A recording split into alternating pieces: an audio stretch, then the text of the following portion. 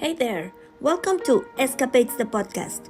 I am your host, Lorena Hernandez, your transformational coach. Join me in exploring taboo topics focused on the 5 drivers of empowerment. Welcome back to Escapades. Today's topic is self care. When we think about self care, which is or wellness, which is a topic that is very in nowadays into our work environment, we think about um, sometimes just eating well or exercising.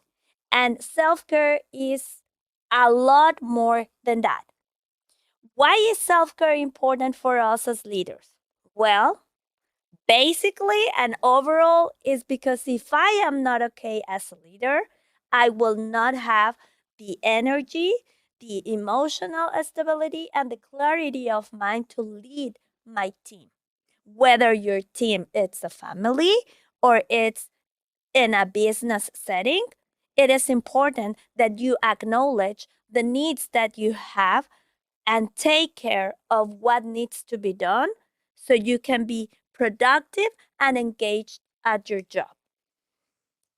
So, self care, as I was telling you a moment ago, involves more than only exercising or eating well. Actually, there are 3 areas of self care. We're gonna call them PEM. PEM. The P stands for physical self care. And yes, that's where how I eat, how well I sleep, and how much I exercise play a role. The E stands for emotional. And with that, we're talking about how situations at work or in my life they affect me. Do I have toxic coworkers? Or am I working or sheltering in my company a toxic environment? The other component in here important for us as leaders is the workload. Why? Because workload, if it's not properly handled and we don't use all those resources that we have to um, lay back and chill, it can cause us burnout. If we overwork, then we have work to do, right? But we work too hard or too much, different from when we have a burnout. Because when we are burnout, we are physically and also mentally exhausted to the point that I can collapse or I can have a severe illness just caused by the outrageous amount of stress I'm dealing with. The M from the other physical or 3 important area for self-care is going to stand for mental.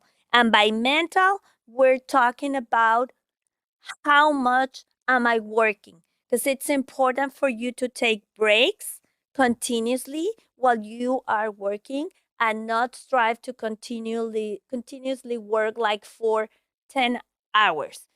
You also need to be doing constant and I'm sorry, not constant, continuously check-ins with yourself.